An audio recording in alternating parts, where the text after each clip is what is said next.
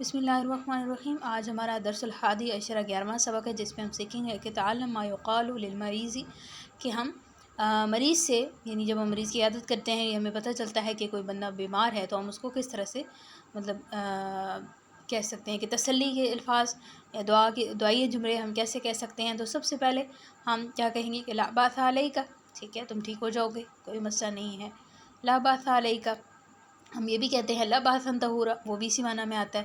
اسی طرح سے شفاک اللہ شفان کاملا، یعنی اللہ تمہیں کامل شفا عطا کرے، یہ بھی ہم کہتے ہیں۔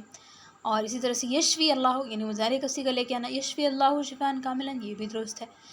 اچھا، اسی طرح سے اصبر وتحمل، یعنی تو صبر کر اور مضبوط رہ، ٹھیک ہے، تحمل مزاجی کے ساتھ رہ اور تو صبر کر، یعنی مریض کے جسم کہتے ہیں نا اس کی حوصلہ افزائی کرنے کے لیے کہ وہ پریشان نہ ہو بیماری کی وجہ سے، تو اس طرح کے الفاظ ہم اکثر اوقات استعمال کرتے ہیں۔ اسی طرح سے افاق اللہ یا فاق اللہ، اللہ تمہیں عافیت دے، تندرستی دے، تو اس طرح سے ہم یہ بھی کہتے ہیں کہ یعطیک اللہ العافیہ، اللہ تجھے عافیت دے، یہ بھی استعمال کر سکتے ہیں۔ اسی طرح سے ابشر بالشفاء، کہ خوش ہو جاؤ، تم جلد صحت یاب ہو جاؤ گے، ابشر یعنی تمہاری خوشخبری ہے، بالشفاء شفا کی، یعنی تم جلدی ٹھیک ہو جاؤ گے۔ اسی طرح سے سیزول العلم، یعنی عنقریب جو ہے وہ درد جو ہے وہ ختم ہو جائے گا، زائل ہو جائے گا، چلا جائے گا، تو سیزول العلم۔ اچھا جی، اسی طرح سے یجب ان تقاوم، کہ تمہیں آرام کی ضرورت ہے، جیسے ہم کہتے ہیں نا کہ آپ کو ریسٹ کی ضرورت ہے، آپ آرام کیجیے، تو یجب ان تقاوم، آپ کو آرام کی ضرورت ہے۔ اور اس کے علاوہ لا تجزع بالعلم، کہ درد سے گھبراؤ نہیں، یعنی درد کی وجہ سے گھبراؤ نہیں۔ شفاک اللہ، اس طرح سے بھی کہہ سکتے ہیں کہ گھبراؤ نہیں، درد سے اللہ تمہیں شفا دیں گے۔ لا تجزع، لا تجزع کا مطلب ہے گھبراؤ نہیں۔ اب یہ لا تجزع کا فعل اب مونث کے حساب سے آپ خود چینج کریں گے، یہ آپ کے لیے مشق ہے۔ لا تجزع بالعلم، کہ تم جو ہے وہ اس کی وجہ سے، درد کی وجہ سے، علم درد کو کہتے ہیں، ٹھیک ہے جی، درد کی وجہ سے گھبراؤ نہیں۔ اسی طرح سے ہمارے پاس جملے ہیں مزید کہ عبارات العربیۃ للاستئذان، کہ اجازت طلب کرنے کے لیے مختلف عبارات، یعنی اگر ہم نے کسی سے اجازت لینی ہے تو ہم کون کون سے الفاظ جو ہے وہ استعمال کرتے ہیں۔ ویسے تو ہم زیادہ تر من فضلک یا تفضل یہ لفظ استعمال کرتے ہیں، مزید بھی کچھ نئے آج ہم دیکھتے ہیں۔ من فضلی کی، یعنی یہ مہربانی فرما کے، جیسے ہم کہتے ہیں نا یہ کام کر دو مہربانی فرما کے، ٹھیک ہے، یہ اجازت طلب کرتے ہیں۔ اسی طرح سے اذا سمحت، اگر آپ اجازت دیں، اذا سمحت، اگر آپ جو ہے وہ اجازت دیں۔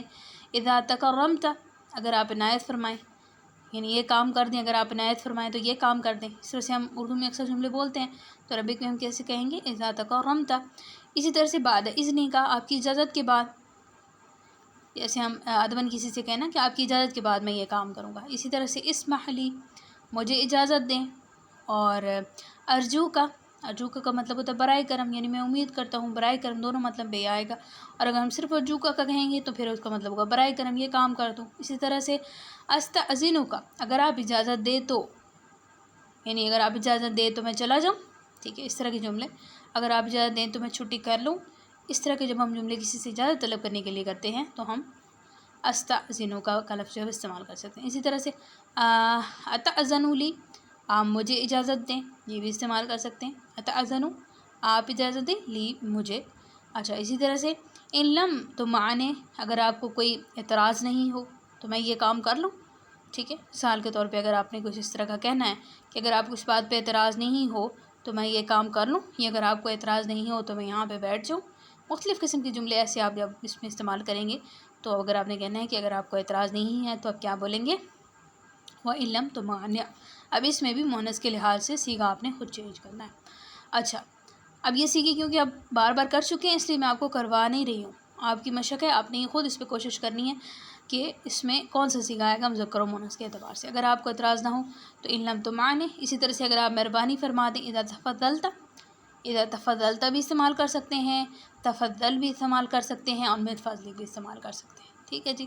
تو یہ مختلف جملے تھے آپ کے پاس، اگر آپ نے کسی سے کسی معاملے میں اجازت طلب کرنی ہے تو وہاں پہ آپ یہ استعمال کر سکتے ہیں۔